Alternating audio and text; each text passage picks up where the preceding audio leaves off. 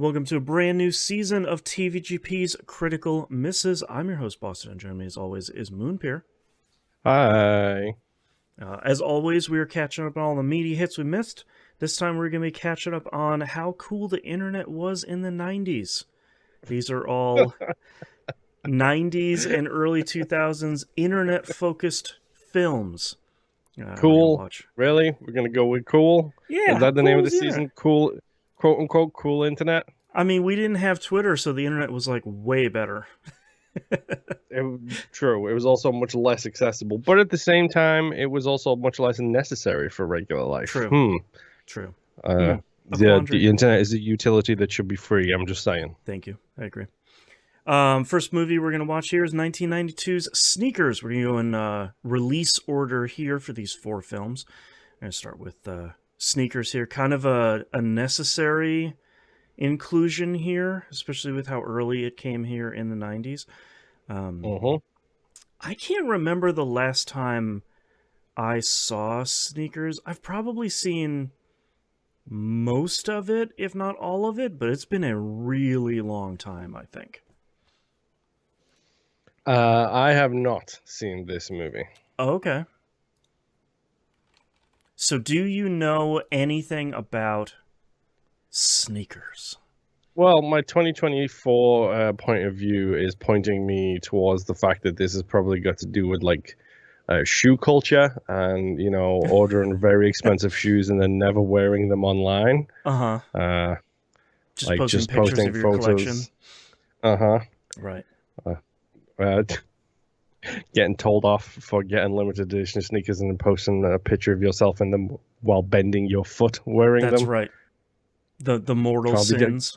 We can't have the creases in the sneakers. That's No. the whole. No creases, please. That's right.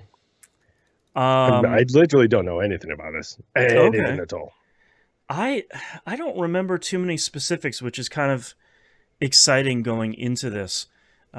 Sneakers is likely referring to SneakerNet from the early 90s of just, hey, you want to get this thing over there? You just put your shoes on, you run it on over there.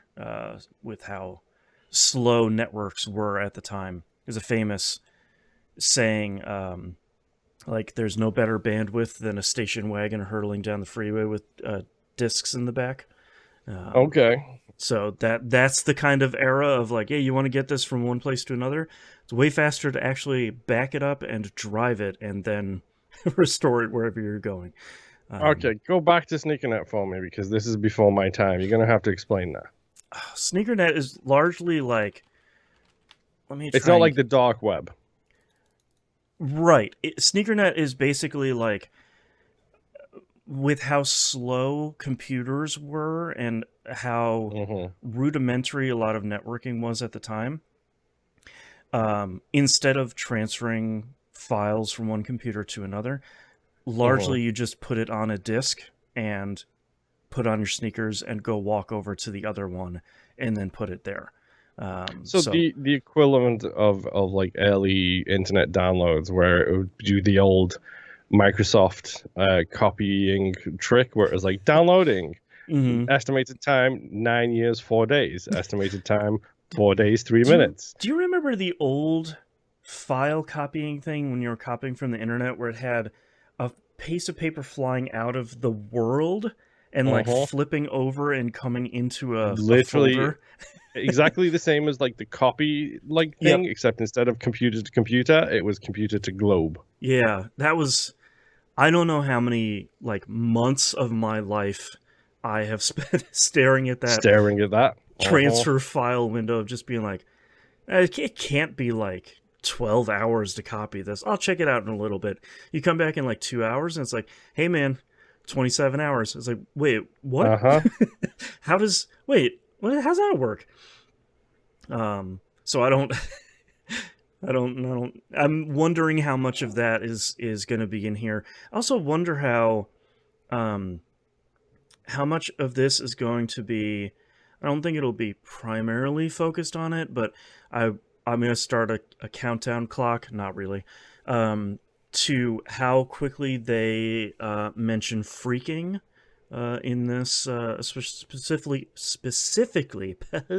phone phreaking, which was That's freaking with a PH, if that's my correct. memory serves. That was kind of the hot thing. Like if you were doing it today, it'd be like, oh, we're on Web 3, dark web, crypto, chat GPT.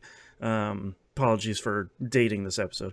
But like at the time, that would have been like, did you hear about this dude that blew this whistle into a phone and he like totally hacked the phone system? Whoa.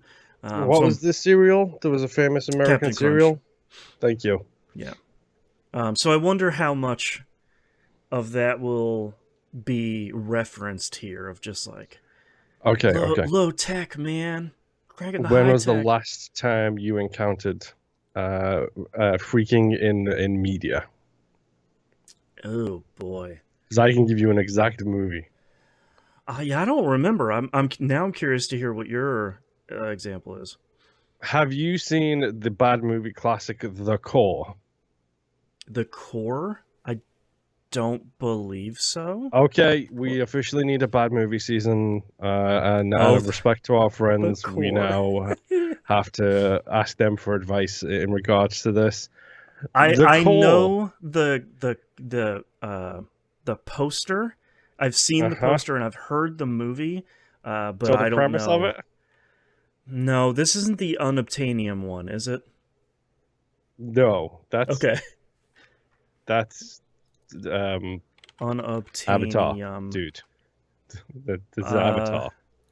Is unobtainium. No, that is the Core. Okay, it's both of them. Oh, is it? But it's the Core. Okay. Yeah. They need unobtainium to start the planet spinning again?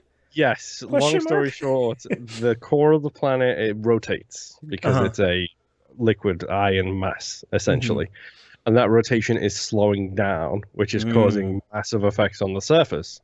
Birds dying, freak weather events, so on and so forth. Cats and dogs living together, etc. Exactly. So they have to go and restart the core of the planet. Stanley Tucci's in this movie, dude. Like, okay, all right. It's filled with a who's who of you are way too good for this movie, and this movie is way too good to be considered bad, but it is a bad movie. Right. But there's a nerd character in that who is tasked with controlling the flow of information on the internet. Okay. To make sure that what they're doing doesn't leak, essentially.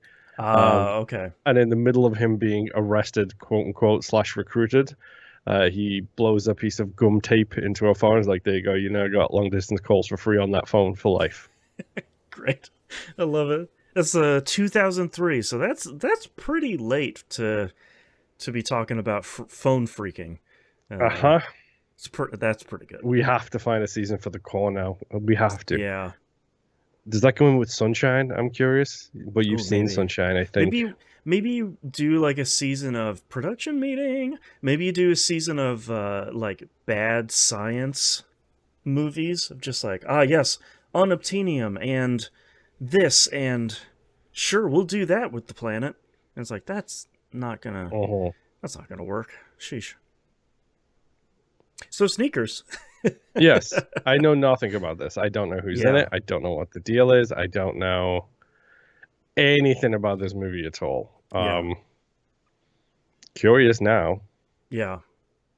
Well, on that note, let's go watch the film. Mm-hmm.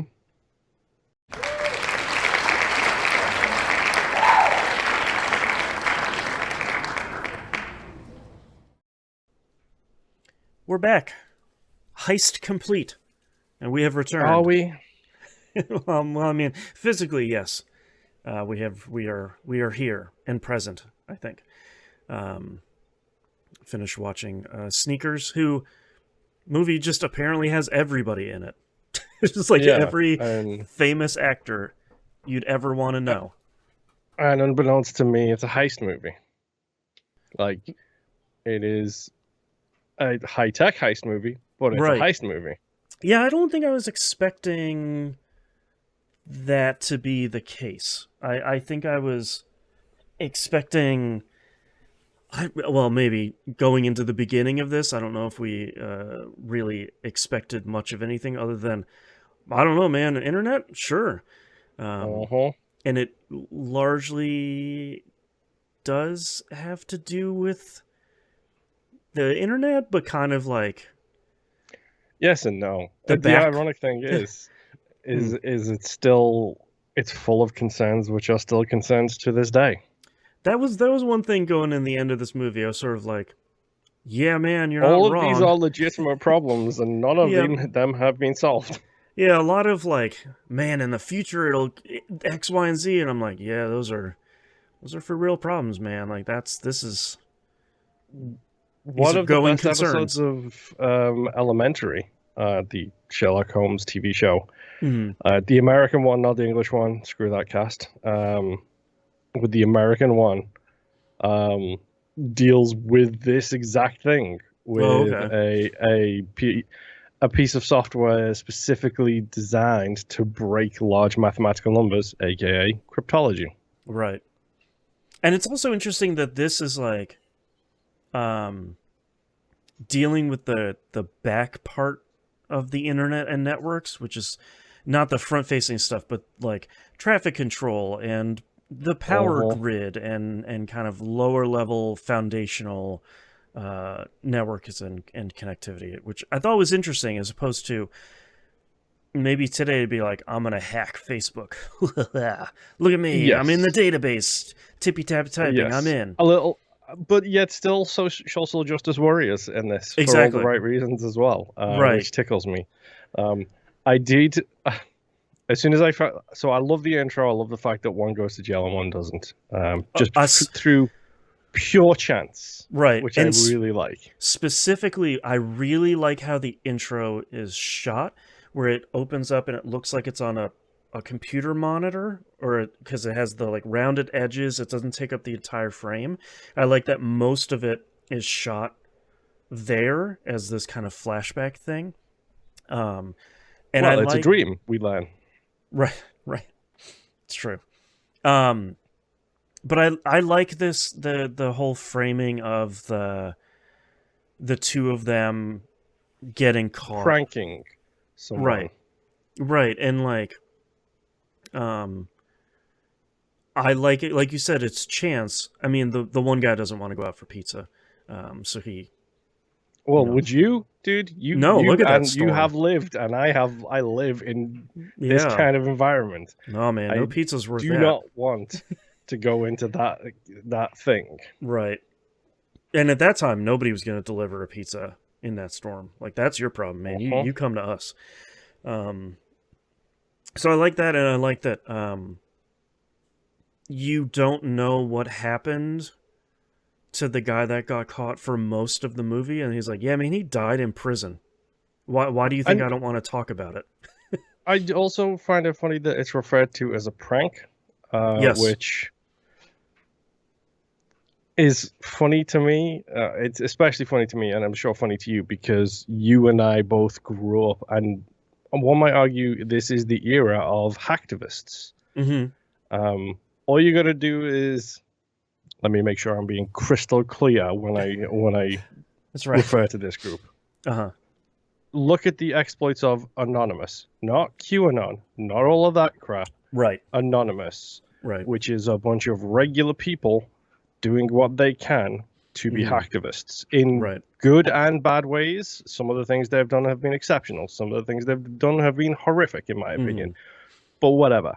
And they are a large group of people who, a lot of them got arrested in 2009, 2010 because of the things that they did. Right.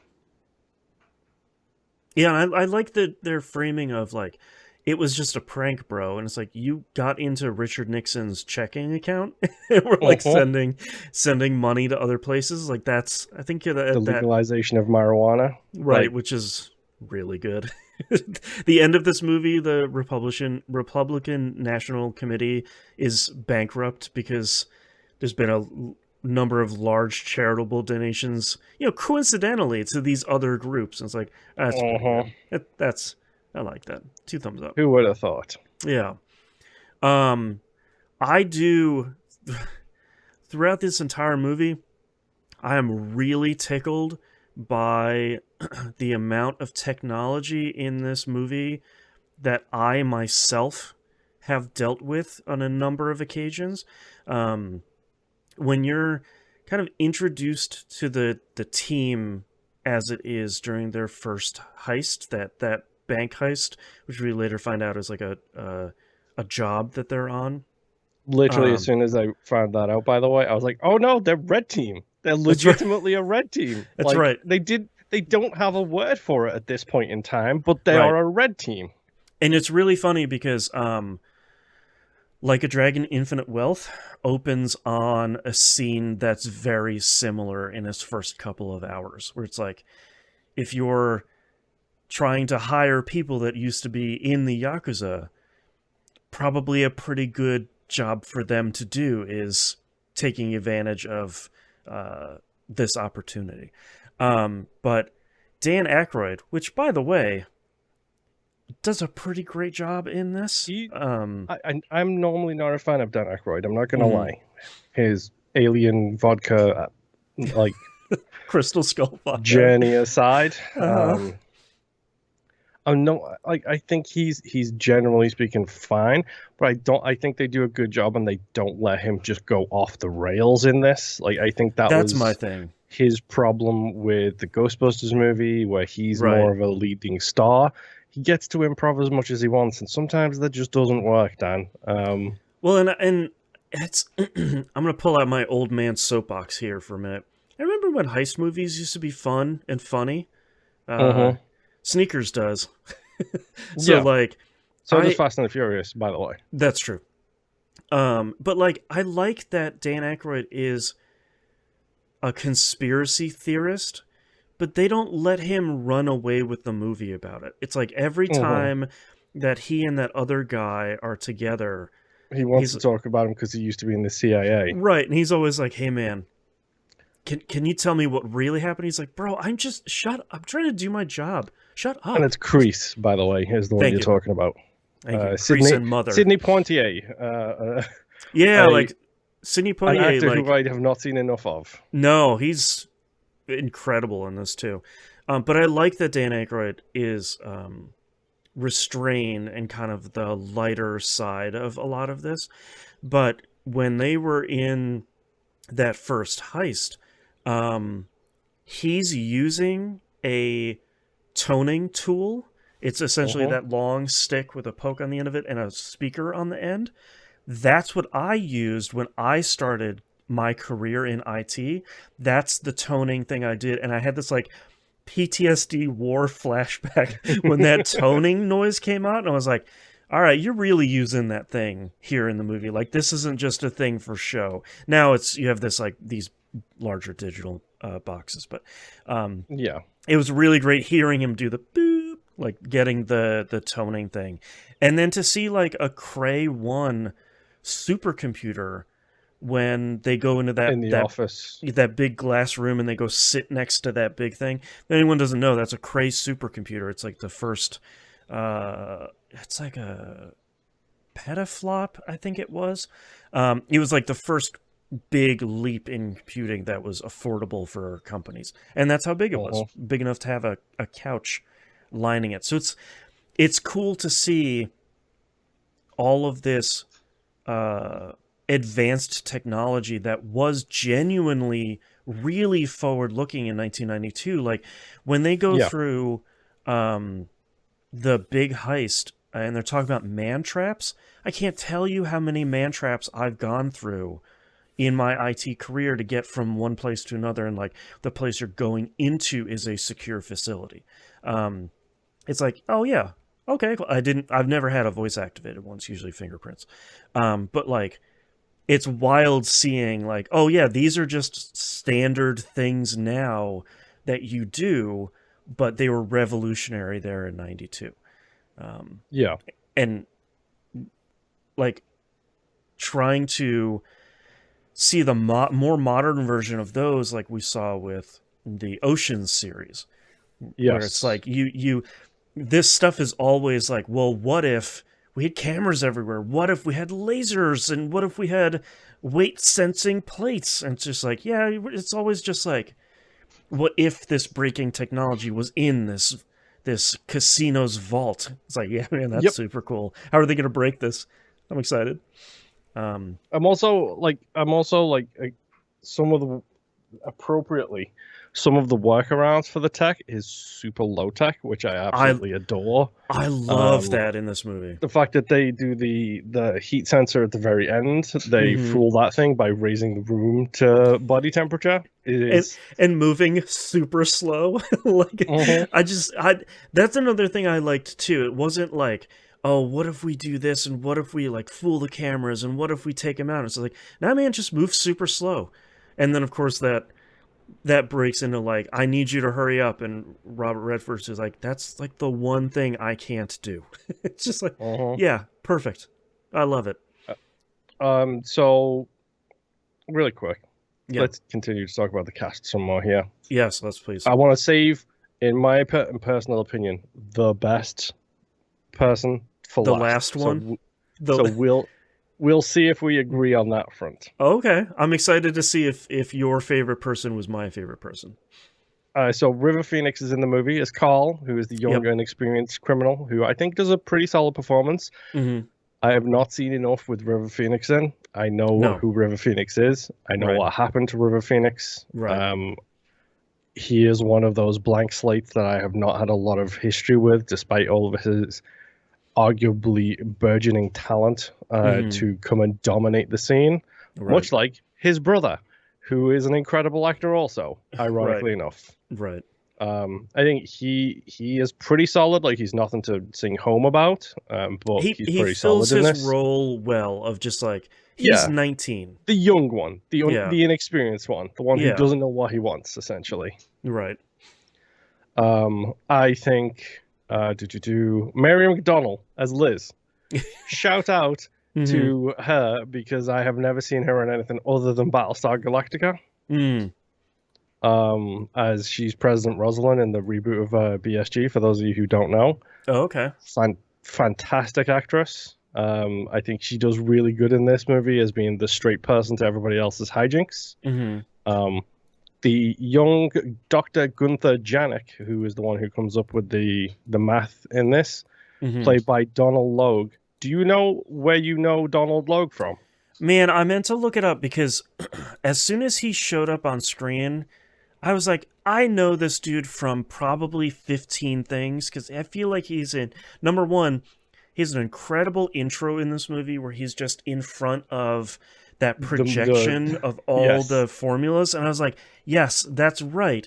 At that time, you had the projector with like the transparent piece of plastic that you wrote on top of, and then you squeak, like cleaned that off to write more on.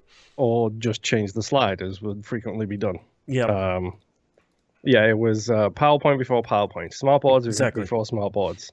Do you know where you know him from, though? No. He's Quinn from Blade. He is the sarcastic, funny guy in the original Blade. The one who gets his arm cut off. Right. That's him. Yeah, I'm looking here. I know him from Runaway Bride. He's the priest. He's also in... There was something else that I saw him in here that's really good. He's in Max Payne, of course. Who could forget? There's something else that I know to him from that's just like... He's just in everything. I have another actor in this movie that I'm a big fan of that I haven't seen enough of. We'll get to him probably last. Probably, yes, based on where this is going. Ben Kingsley is in the movie.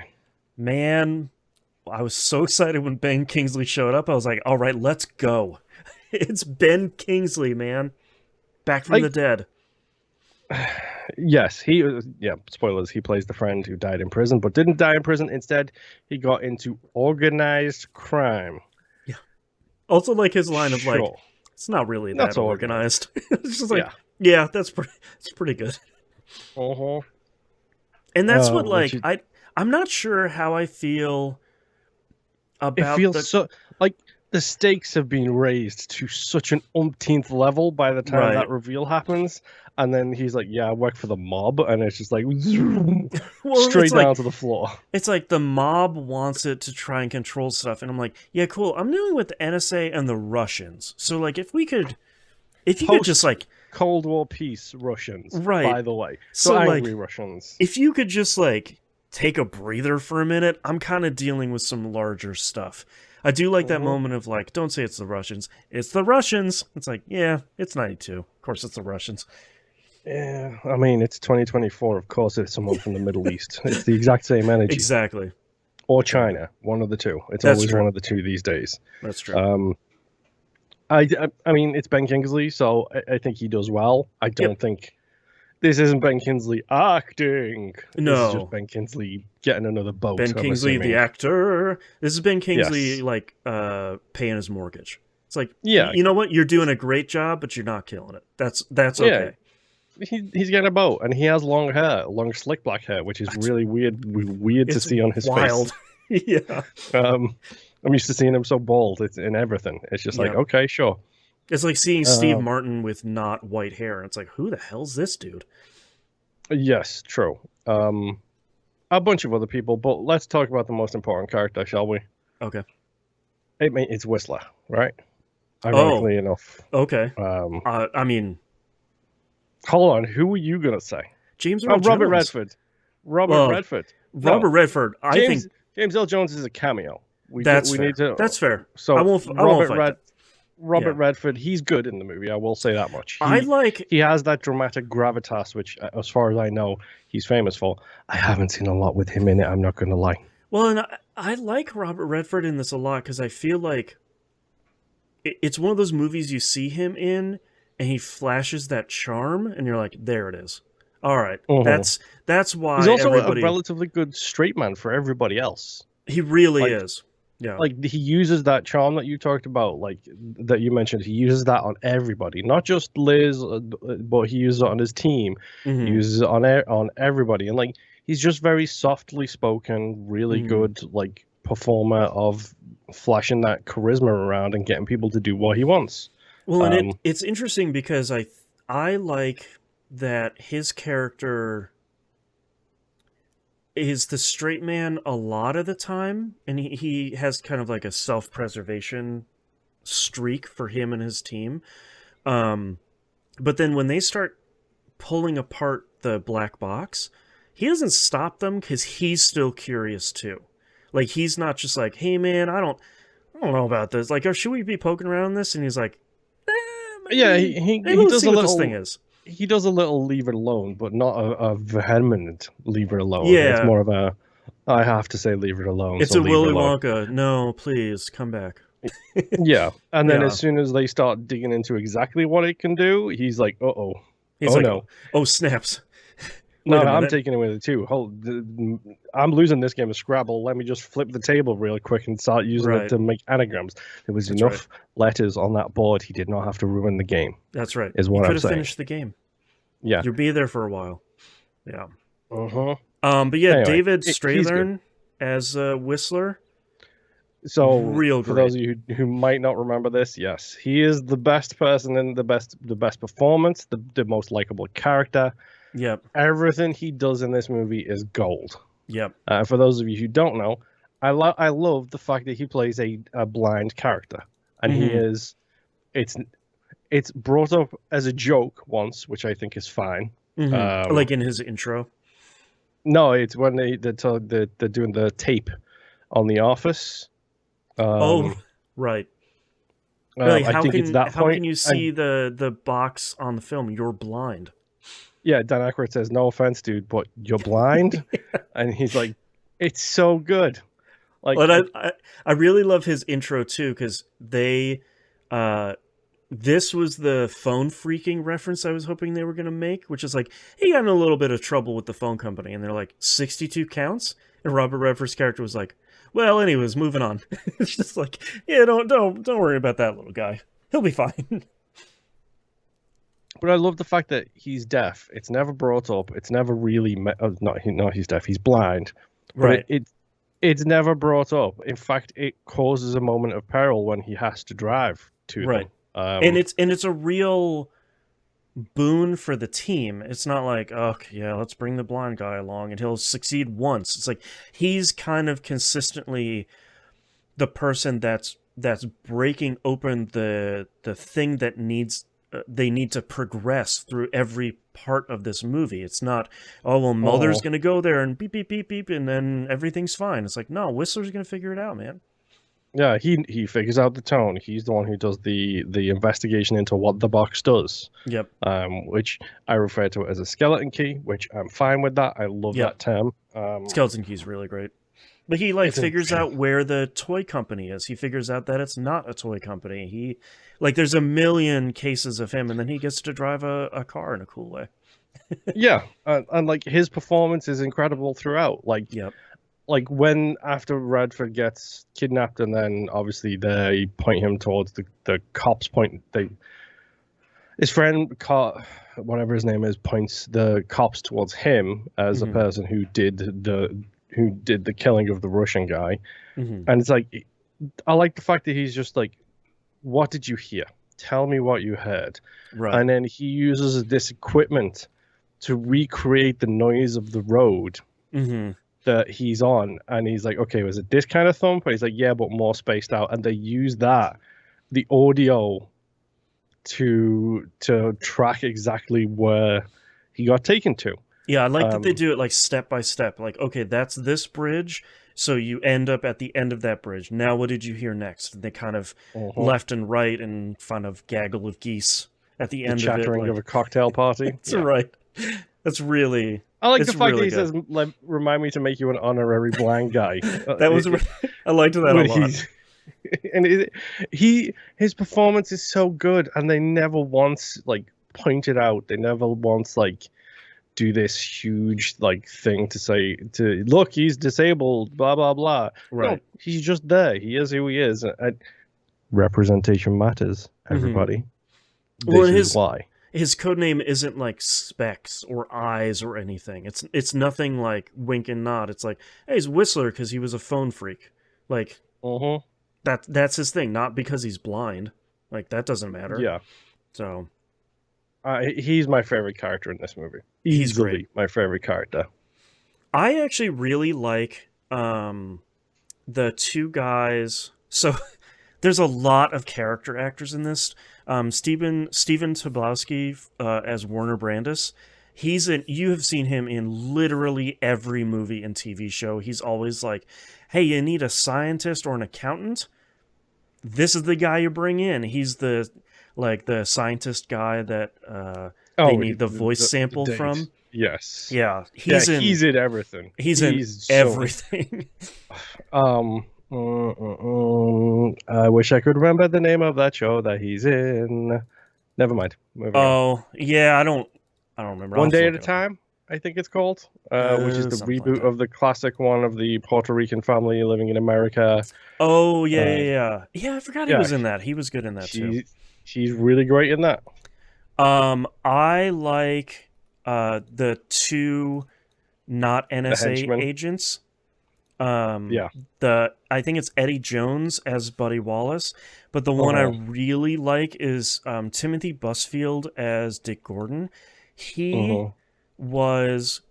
my favorite character in The West Wing. He plays God, what is his character's name in The West Wing? I'm gonna have to look it up Danny here. Concannon. Danny Concannon. Yes, he's like this delightfully slimy, like wonderfully charismatic foil to the speaker. That's not the speaker, sorry.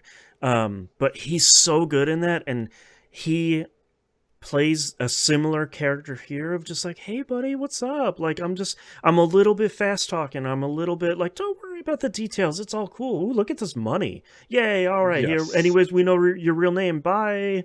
It's just like, wait, what happened? what's going on here? I think he's got that really great. con man thing nailed down to a T, one might say.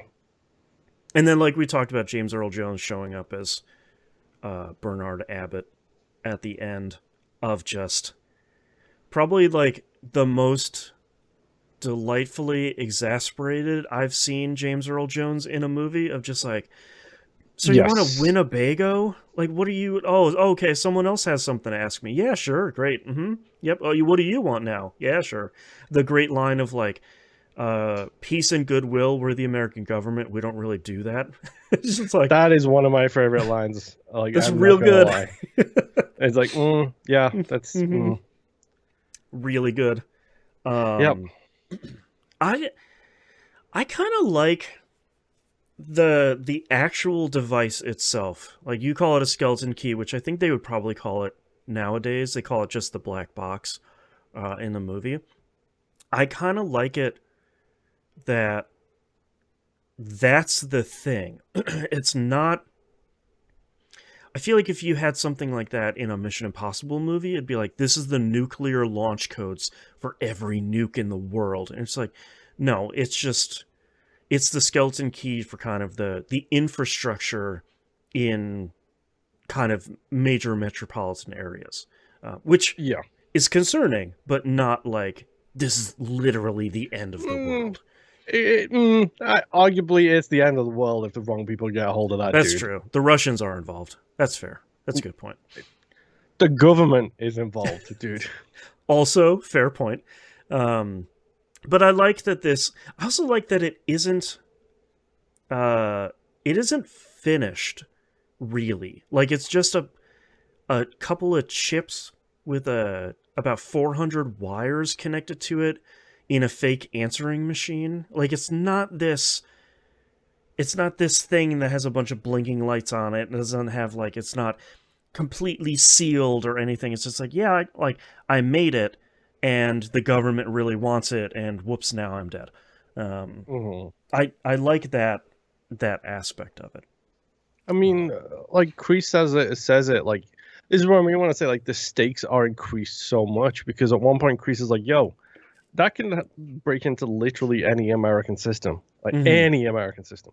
Right, Like there are untold number of governments who would kill every single person in that room to get that information." right. Which is a really great. I like how he really frames it clearly. Of just they will kill every one of us without blinking, just to get their hands on this machine. And it's like, Mm-hmm. oh yeah, they weren't kidding. They're going to kill. Either you can give it to them nicely and then they'll kill you, or they'll just kill you and take it from your cold dead hands. Uh-huh.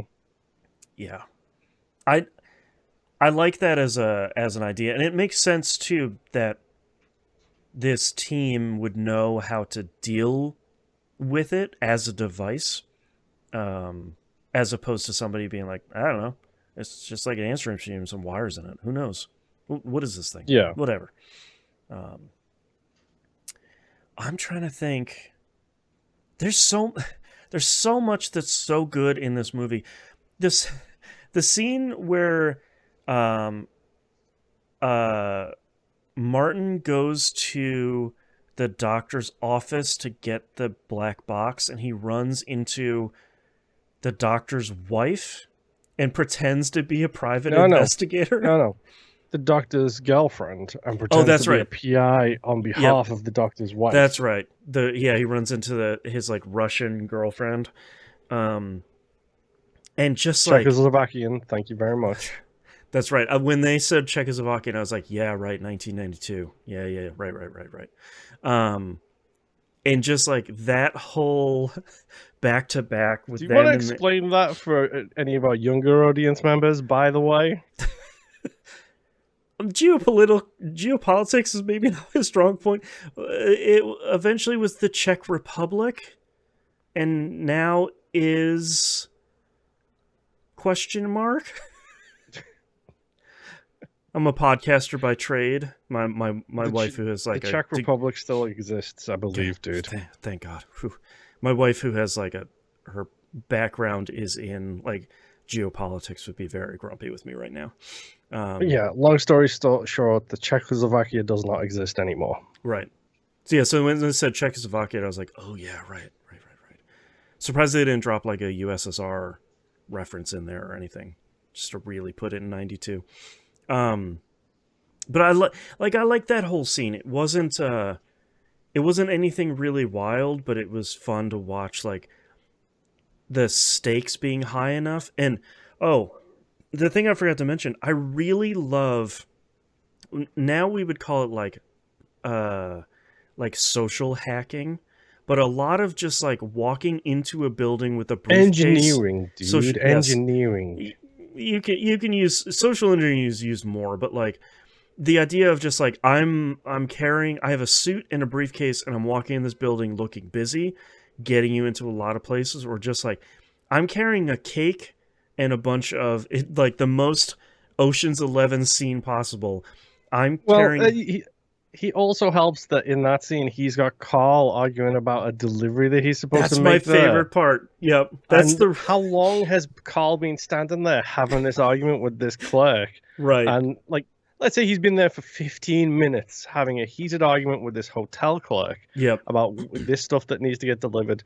And then Robert Redford comes in, asks about this cake, then runs off and collects the cake. And it's like, I got this party. Could you just buzz Yeah, me I can't in, reach my please? car. I'm Just late. buzz me in.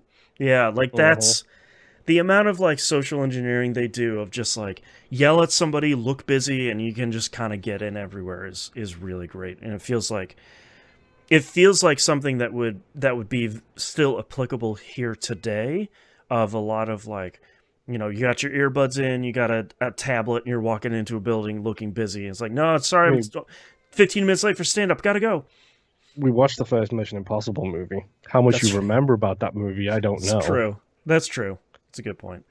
But I like that it's not only just tech; it is also the kind of the social engineering side of it, and dealing Yeah. with the people that And I like. so I think the thing that surprised me the most about this movie is it walks a very, very fine line Mm, because it goes from being super serious to a little bit funny. Then the estates get raised, and are we talking like the day after tomorrow? Like, are we talking that right. kind of like super world emergency things? Then you've got like the rom com side of things with Liz and Walter, whatever his name is. Hmm. And like it changes tonally a lot throughout the movie. Like it goes, Yeah. like I said, from high stakes comedy, low stakes serious, funny, jokey. The date scene where she's trying to get the guy to say the I love how you my say passport. Can you say it again? like that whole sequence is really really good. Hmm. But awkward at the same time. Like just that level of When she asks him his full name and he has his mouth full and he has his really yeah. good. But it does such a good job of walking these lines between all of these different tonal shifts, Yeah. and it never seems to lose its heart or its core in any way. It's not something hyper serious. It's not a Whedon-esque action film with quips every Hmm. two lines. Like You're it not getting seems to whiplash. no, it seems to do it all, and I don't know how it pulls it off. I Yeah, genuinely don't. I think it's just really, really well written. Like I think it's just one of And I those. think the ensemble nature helps too, because you do have Yeah. the designated funny guys. And what's his face? Dan Aykroyd, who is normally the funniest of the funny guys. He's Hmm. the guy with the screw loose, the crazy conspirator guy in this. He's not Right. the wacky funny dude. Arguably, the funniest character in this is Carl, the kid, because he's Yep. so inexperienced in everything that he does and wants. When Um, they're when he there's asks for the number of the FBI agent at the end. it's like the lady with the Uzi, is she single? It's like that's well, like Uh-huh. when they're spying on the doctor and his girlfriend busts in, they start having a romantic moment. And he's like, oh, can I see? It's like, bro, chill out. And then And he's like, no. And then Kreese wants to, and he's like, okay, Kreese is just like, hey man, can I take a look at that? let me It's see. like, yeah, come on. Like, I don't know how it does it. Hmm. Like, I genuinely don't know. I really like that scene after that too, where they're arguing about what letters he's typing in on his keyboard. That's a really great scene of just like you've been in this situation before. We're arguing about what everybody's seeing, and everybody's seeing something totally different. Oh, it's so good. Yeah, I don't know how they pull it off. Yeah. I don't. I really liked this movie. I Is it the I caliber of actors? Maybe because It everyone in helps it a is like lot. an Oscar bait. Yeah. I it's interesting because I feel like maybe coming off of last season, which had kind of a bunch of movies that were not super great. Can Um we potentially agree this most disappointing season? I was literally thinking about this last night. I was Probably. thinking, was last season the most disappointing season? Yeah. Not in content wise. We produced No. the hell out of it. I'm talking Absolutely. about the stuff that we watched was arguably the most Yeah. disappointing season. So I'm hoping that I don't like Sneakers because we're coming off of a season that had kind of a bunch of stinkers in it. Um, but as I've been thinking about it over the last couple of days when I'm watching, I was like, it's just a really well shot movie. It's really well written. The score is great. Every single actor in this movie is just firing on all cylinders. The stakes are interesting. The MacGuffin is interesting, and like it's a little over 2 hours, and this movie it is It books. it's It booking through really most of the books. time. There's some stuff that's like, yeah, all right, you got a lot of ground to cover, so there's gonna be some quieter scenes, but like I really liked this movie a lot overall, and I feel like I've heard people liking this movie as like an early internet, early tech movie, but I don't think I had heard before that's like a who's who cast heist movie. Like, Mhm. I sort of wish that people were like, hey, if you liked Ocean's 11, which is literally the exact same thing, go back and Yeah. watch Sneakers. It's the same thing with like even bigger actors, Yeah. arguably, in this one. I mean, Ocean's 11 had three huge names in it, arguably. Yep. The rest of them were big names, but they didn't become the biggest names until much later. Right. Um, but like, I like the fact that even the name, like, we forgot to mention, it wasn't a reference that you said to the sneaker transportation Yeah, Sneakernet. tool or Yeah. whatever. It was a reference to their job. That's what they Yep. do. They are sneakers. Yep. They find the place to sneak in and steal stuff, and then report what It's that is. it's so good. Oh man. What are your final thoughts here on Sneakers? It was a lot of fun, like surprisingly much more fun than I thought. And like you said, I didn't get whiplash from the change of tone Right. or the change of direction. And the fact that, like, I don't know if it was meant as a funny moment, but the fact that the guy was just like, yeah, I've got this thing that could break this country in half, and I'm going to use it for the mob. Yeah, And it's it's just just like, like, oh, it's like, buddy.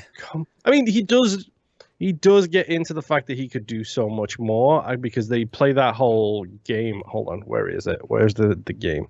The posit conclusion game, where one of them posits something Yeah, and then the other one has an effect, and then they do a conclusion. They do it at the starting scene. It's really good. it's interesting because I feel like, It's a show of intelligence, like on yeah, such a high degree of intelligence as well. and it also feels like a thing that a group of nerds would be doing.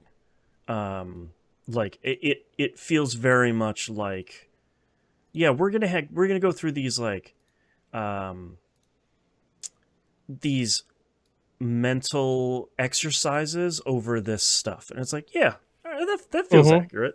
And especially when they are clearly as good of a friends as they are, Yes. they don't have to say the whole thing. They can just do little snippets of the thing. Like, this is the thing, this is the effect, this is the conclusion, or this is a further effect.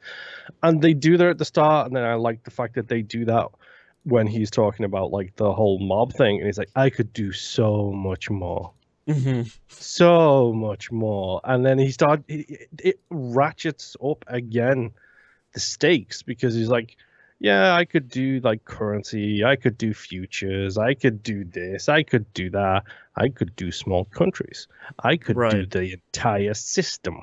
Right. Like, it's a really cool little like expression of their friendship, Hmm. which, and since the beginning, you forget all about it because it's done as like the thing at the start, and then when they do it together, I think it's a really nice little moment to loop it back around. Yeah, like all those hypotheticals we talked about, we can do them now. Like we have the tools, we have the means. Yeah, I don't know. It's a good movie. One might say that we potentially need somebody to destabilize some stuff, but I'm not going to say that because I'm an immigrant in a country. Right. Break the system is what I'm saying. You could maybe Things posit that idea. Yeah, pause it. Break the system. That's Things right. need to change. Conclusion: everybody else lives better. That's right. It was an enjoyable movie. It flew by, like you said. I had a fun time watching it. Probably not going to be a full sit down rewatch kind of thing, but it's one of those things I'll be perfectly happy if it's ever on in the background. Like just 100%. I'm just going to have that here and like laugh at the funny jokes, knowing what's happening on the screen at the same time. Right. Let's do ratings here real quick. IMDb 7.1 out of 10 with 63,000 ratings. Letterboxd has this at a 3.5 out of 5, and then Rotten Tomatoes has this at an 80% on the tomato meter and an 80% audience score. So that's all right. Can't get mad at those ratings. Those are probably around where I'd be. Probably be on the like 80%, 8 out of 10 sort of scale than the 7 myself. But it was a cool, good ride. I liked it. Yeah, you should go watch Sneakers. I mean, I would definitely do 8. Yeah. All right. Well, that's our first movie here for revisiting the internet of the 90s. We got a couple more here in the rest of this season. We hope you join us for the rest of them. Thanks for listening. See you next time. Bye. Bye.